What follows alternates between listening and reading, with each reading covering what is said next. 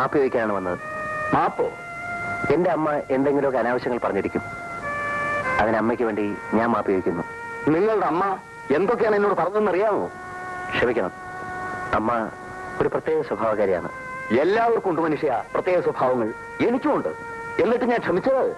ദയവ് ഇത് അതൊക്കെ മറക്കണം. മനസ്സിന് വിഷമമുള്ള കാര്യങ്ങൾ വീണ്ടും വീണ്ടും ഓർമ്മിക്കാതിരിക്കുകയും പറയാതിരിക്കുകയും ചെയ്യുന്നില്ല ഭംഗി. സ്വന്തം കാര്യത്തിൽ ഈ വേദാന്തം മറന്നുപോകും.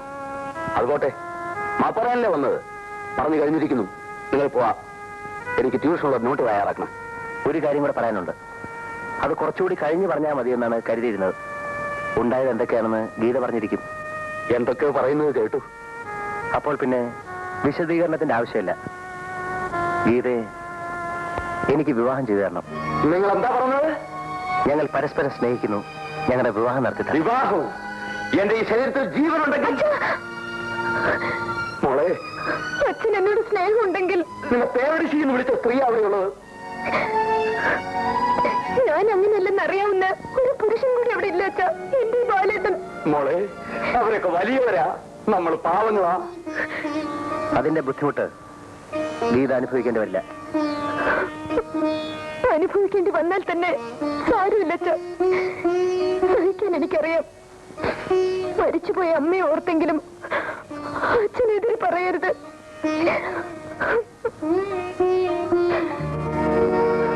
ഇനി എനിക്കൊന്നും പറയാനില്ല മോളെ, ഒന്നും പറയാനില്ല. എന്റെ വീട്ടിൽ നിന്ന് ആരെങ്കിലും വരും. എന്നിട്ട് വിവാഹത്തെ നിശ്ചയിച്ചാൽ മതി. ഞാൻ മറ്റേ സാർ പറ്റകില്ല.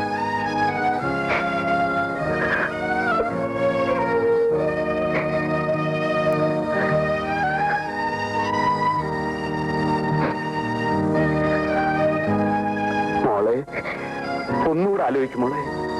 ഈ ബന്ധം കൂടിയേ തീരുന്നുണ്ടോ? ഞങ്ങൾ തീരുമാനിച്ചു കഴിഞ്ഞതാണ് അച്ഛൻ.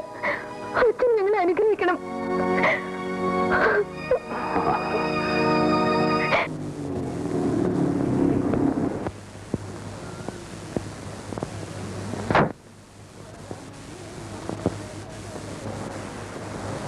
നിൽക്കവിടെ. മാപ്പ് പറഞ്ഞോ? പറഞ്ഞു. എന്നിട്ട് തന്നോ മാപ്പ്? തന്നു. മാപ്പും വാക്കും തന്നു. വാക്കോ? അതെ, മകളെ വിവാഹം ചെയ്തു തരാമെന്ന് വാക്ക് തന്നു.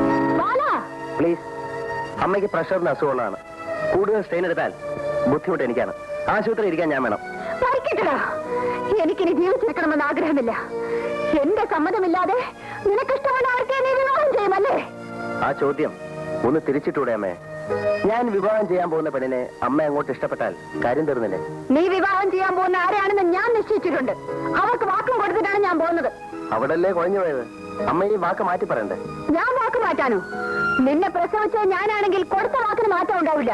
ഇതിപ്പോ ആകെ കുഴയല്ലേ അമ്മേ? അല്ല, അമ്മ കണ്ടുവച്ചിരിക്കുന്ന പെണ്ണ് ഏതാണെന്ന് അറിയിച്ചത് കൊണ്ടാണ് നീ ഇങ്ങനെയൊക്കെ പറയുന്നത്. ഏതാണാവോ പെണ്ണ്?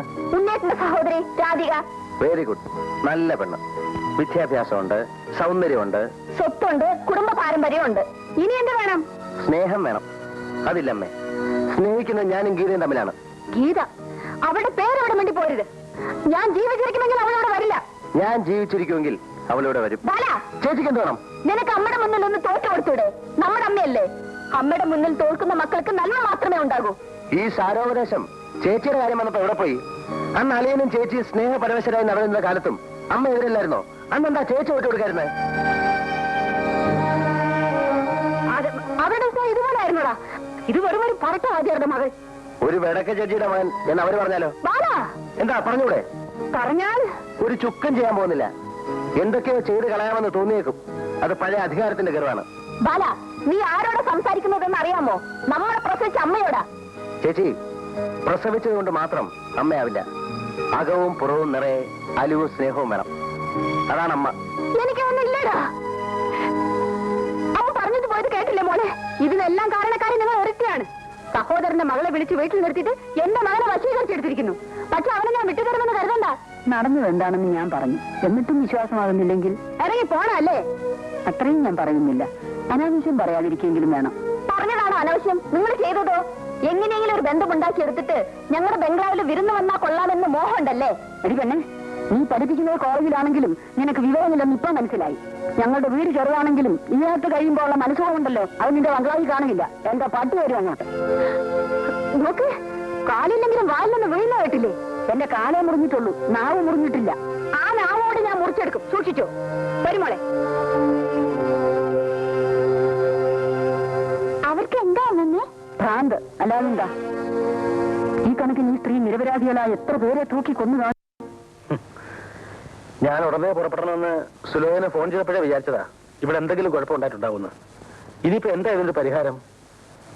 സുലോചനക്ക് എന്തെങ്കിലും പറയാനുണ്ടോ? എനിക്കൊന്നേ പറയാനുള്ളൂ, അമ്മയെ വേദനിപ്പിക്കരുത്. മകനെ വേദനിപ്പിക്കരുത്. വേദനയ്ക്ക് അമ്മയും മകനെന്നുള്ള വ്യത്യാസമൊന്നുമില്ല. നിങ്ങൾ തമ്മിൽ എന്തിനാ അവരെ തർക്കിക്കുന്നത്?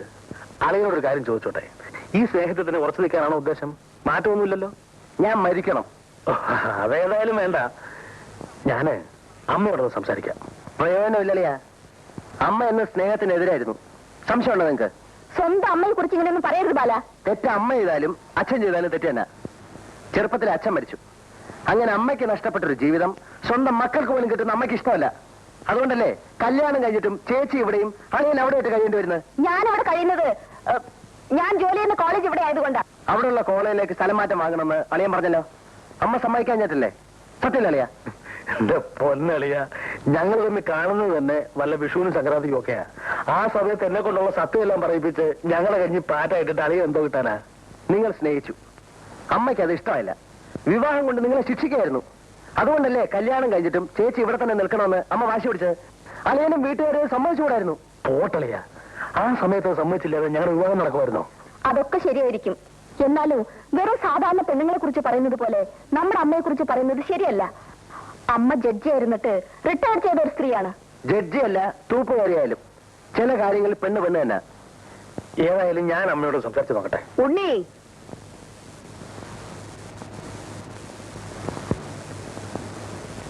നിനക്കെന്താ സംസാരിക്കാനുള്ളത്? ഇവൻ പറഞ്ഞതെല്ലാം ഞാൻ കേൾക്കുന്നുണ്ടായിരുന്നു. അതിനൊന്നും ഇപ്പൊ ഞാൻ മറുപടി പറയുന്നില്ല. ഇക്കാര്യത്തിലുള്ള എന്റെ അവസാനത്തെ തീരുമാനം മാത്രം പറഞ്ഞേക്കാം. ഞാൻ വാക്കുകൊടുത്ത പെണ്ണിനെ ഇവൻ വിവാഹം ചെയ്യണം. രാധികയെ. ഇല്ലെങ്കിലോ? നീ ഈ വീട്ടിൽ താമസിക്കില്ല. എന്റെ സ്വത്തിൽ ഒറ്റ പൈസയ്ക്ക് പോലും നിനക്ക് അവകാശം ഉണ്ടായിരിക്കില്ല. അത്രേ ഉള്ള അമ്മേ, ഇത് ആപത്താണ്. ബാലു ആ പെൺകുട്ടിക്ക് ജോലിയുണ്ട്. അവർ രജിസ്റ്റർ വിവാഹം ചെയ്ത് മീനാക്ഷിയുടെ വീട്ടിൽ താമസമാക്കിയാൽ നമുക്ക് എല്ലാവർക്കും ഒന്ന് നടക്കരാ. അത്രയ്ക്ക് കടുപ്പം അവനില്ല ഉണ്ണി. ആ പെണ്ണ് തൽക്കാലത്തേക്ക് ഒന്ന് അവനെ വഷളാക്കിയെന്നേ ഉള്ളൂ. അത് ഞാൻ തിരുത്തിയെടുക്കും. ബാലൻ എവിടെ പോകുന്നു? അളിയോടാ ചോദിച്ചു എവിടെ പോകുന്നെന്ന്. വിവാഹം കഴിയുന്നവരെ ഗീതയുടെ വീട്ടിൽ താമസിക്കും. അത് കഴിഞ്ഞ് വാടക വീട്ടിലേക്ക് മാറും. അമ്മേ, ബാലിനെ വിളിക്കമ്മേ. വിളിക്കമ്മേ. ബാല,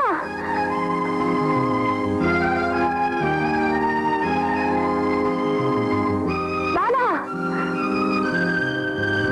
ബാല.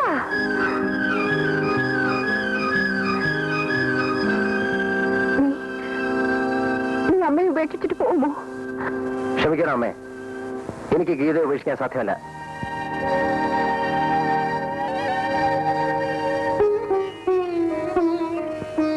അമ്മേ, ബാലിന്റെ ഇഷ്ടം നടക്കട്ടെ അമ്മേ. സമ്മതമാണെന്ന് പറയൂ. ഞാനാ പറയുന്നത്. പ്ലീസ്.